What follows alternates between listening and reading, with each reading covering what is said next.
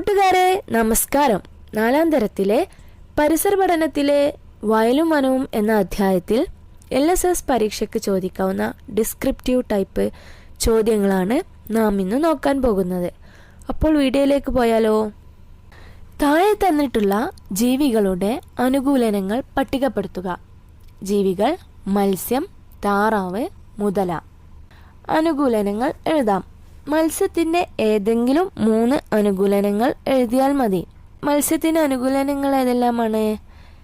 2 അറ്റവും കൂർത്ത ശരീരാകൃതി, ജലത്തിൽ അനായാസം സഞ്ചരിക്കാൻ സഹായിക്കുന്നു.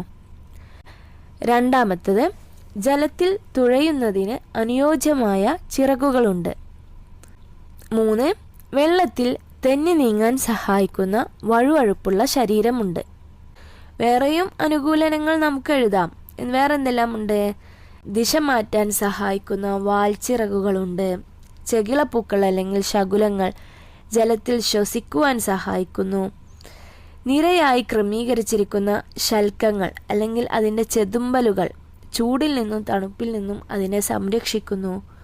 മറ്റൊരു അനുകൂലനമാണ് കണ്ണുകൾ അതിൻ്റെ തലയ്ക്ക് ഇരുവശവുമായതിനാൽ വശങ്ങളിലെ കാഴ്ചകൾ സാധ്യമാകുന്നു.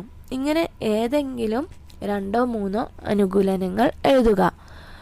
പിന്നെ താറാവിൻ്റെ അനുകൂലനങ്ങൾ ഏതെല്ലാമെന്ന് നോക്കാം. താറാവിന് എണ്ണമയമുള്ള തൂവലുകളാണ്. 2, അതിൻ്റെ കാലിൽ ചർമ്മബന്ധിതമായ വിരലുകളുണ്ട്. പരന്ന കൊക്കുകളാണ്. ചളിയിൽ നിന്നൊക്കെ അതിൻ്റെ ഭക്ഷണം കഴിക്കാൻ കഴിയുന്ന പരന്ന കൊക്കുകളുണ്ട്. മുതലയുടെ അനുകൂലനങ്ങൾ: ജലസഞ്ചാരത്തിന് യോജിക്കുന്ന ഒരു ശരീര ആകൃതിയാണ് മുതലയ്ക്ക്. അതിനെ തുഴയാൻ സഹായിക്കുന്ന ഒരു നീണ്ട വാലുണ്ട്. ഇങ്ങനെ അനുകൂലനങ്ങൾ ഏതെങ്കിലും 2 വീതം എഴുതുക. അടുത്ത ചോദ്യം: താഴെ കുറേ ജീവികളെ തന്നിട്ടുണ്ട്. ആ പേരുകൾ വായിച്ചതിന് ശേഷം അവയെ ഏതെങ്കിലും ഒരു മാനദണ്ഡത്തെ അടിസ്ഥാനമാക്കി പട്ടികപ്പെടുത്തുക അല്ലെങ്കിൽ 3ആയി തരംതിരിക്കുക. തന്നിട്ടുള്ള ജീവികൾ: അണ്ണാൻ, ഉറുമ്പ്, ന്യൂട്ട്, നക്ഷത്ര മത്സ്യം, സിംഹം, കുറുക്കൻ, മത്തി, ചെമ്മീൻ, സ്രാവ്, ഡോൾഫിൻ, മുയൽ, പുലി, തവള, പശു, സാലമാൻഡർ തുടങ്ങിയവയാണ്. ഈ ജീവികളുടെ പേരുകൾ വായിക്കുമ്പോൾ തന്നെ തരംതിരിക്കേണ്ട രീതി മനസ്സിലാകും. നമുക്ക് കരയിൽ ജീവിക്കുന്ന ജീവികളുണ്ട്, വെള്ളത്തിൽ ജീവിക്കുന്ന ജീവികളുണ്ട്, അതുപോലെ തന്നെ ഉഭയജീവികളുമുണ്ട്. കരയിൽ ജീവിക്കുന്ന ജീവികൾ ഏതെല്ലാമാണ്? അണ്ണാൻ, ഉറുമ്പ്, സിംഹം, കുറുക്കൻ, മുയൽ, പുലി, പശു. ഇവയെല്ലാം കരയിൽ മാത്രം ജീവിക്കുന്നവയാണ്. അടുത്തത് വെള്ളത്തിൽ ജീവിക്കുന്നവ. വെള്ളത്തിൽ ജീവിക്കുന്ന ജീവികൾ ഏതെല്ലാമാണ്? നക്ഷത്ര മത്സ്യം, മത്തി, ചെമ്മീൻ, സ്രാവ്, ഡോൾഫിൻ. ഇവയെല്ലാം വെള്ളത്തിൽ ജീവിക്കുന്നവയാണ്. ഇനി ഉഭയജീവികളുണ്ട്. അതേതെല്ലാമാണ്? തവള, ന്യൂട്ട്, സാലമാൻഡർ. ഇവയെല്ലാം ഉഭയജീവികളുടെ ഗ്രൂപ്പിൽ പെടുന്നവയാണ്. ഇനി ഈ ജീവികളെ തന്നെ ഈ ജീവികളുടെ ഭക്ഷണ രീതിയുമായി ബന്ധപ്പെടുത്തിയോ മറ്റെന്തെങ്കിലും പ്രത്യേകതകൾ ഉൾപ്പെടുത്തിയോ നിങ്ങൾക്ക് തരംതിരിക്കാവുന്നതാണ്.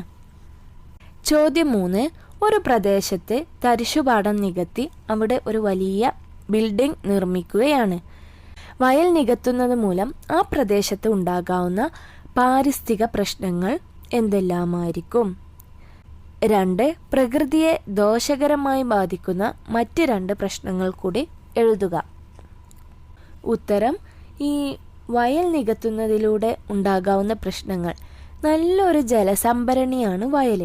അത് നികത്തിയാൽ ചുറ്റുമുള്ള ജലാശയങ്ങളെല്ലാം വറ്റി വരളും. 2ാമത്തെ പ്രശ്നം: നിരവധി സൂക്ഷ്മജീവികളുടെ വാസസ്ഥലമാണ് വയൽ. അത് മണ്ണിട്ട് നികത്തിയാൽ അവയുടെ വാസസ്ഥലവും ജീവനും ഒക്കെ നഷ്ടമാകും. പിന്നെ വേറെ എന്താണ്? നമ്മുടെ ഒരു പ്രധാന ഭക്ഷണം ഉൽപ്പാദിപ്പിക്കുന്ന വയലെ നികത്തിയാൽ എന്താകും? നമ്മളൊക്കെ പട്ടിണിയിലാകും. അടുത്തത്: പരിസ്ഥിതിയെ ദോഷകരമായി ബാധിക്കുന്ന മനുഷ്യരുടെ മറ്റു പ്രവർത്തനങ്ങൾ എന്തെല്ലാമാണ്? 1, പുഴയിൽ നിന്ന് മണൽ വാരൽ. 2, പ്ലാസ്റ്റിക്കിൻ്റെ അമിത ഉപയോഗം, അത് കത്തിക്കൽ.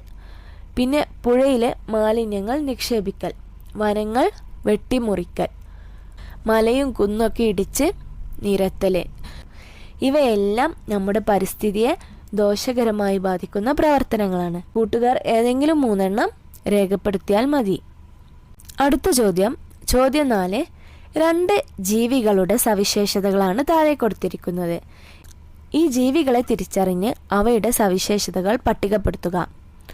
സവിശേഷതകൾ: നല്ല കാഴ്ചശക്തി, നീണ്ട കൂർത്ത ബലമുള്ള കൊക്ക്, വളഞ്ഞു മൂർച്ചയുള്ള കൊക്ക്, വെള്ളത്തിൽ മുങ്ങാൻ പറ്റുന്ന ശരീരം, നീണ്ട കാല്, കൂർത്ത് വളഞ്ഞ് മൂർച്ചയേറിയ നഖങ്ങൾ. ഈ സവിശേഷതകൾ വായിച്ച് ഈ 2 ജീവികൾ ഏതാണെന്ന് തിരിച്ചറിയുക. എന്നിട്ട് ഈ സവിശേഷതകൾ തരംതിരിച്ചെഴുതുക. 1 പരുന്തിനെക്കുറിച്ചും 2 കൊക്കിനെക്കുറിച്ചുമാണ് പറയുന്നത്.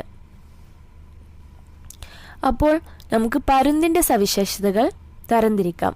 പരുന്തിന് നല്ല കാഴ്ചശക്തിയാണ്, അതിന് കൂർത്ത് വളഞ്ഞ് മൂർച്ചയേറിയ നഖങ്ങളാണ്, വളഞ്ഞ് മൂർച്ചയുള്ള കൊക്കുകളും ഉണ്ട്.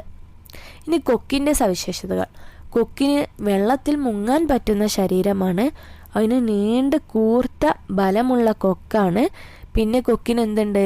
നീണ്ട കാലും ഉണ്ട്. ഇതെല്ലാമാണ് ഈ ജീവികളുടെ സവിശേഷതകൾ. അടുത്ത വീഡിയോയിൽ ഇലയ്ക്കുമുണ്ട് പറയാൻ എന്ന 2ാമത്തെ യൂണിറ്റിലെ ചോദ്യങ്ങളും ഉത്തരങ്ങളുമായിട്ട് വീണ്ടും വരാം. Thank you for watching.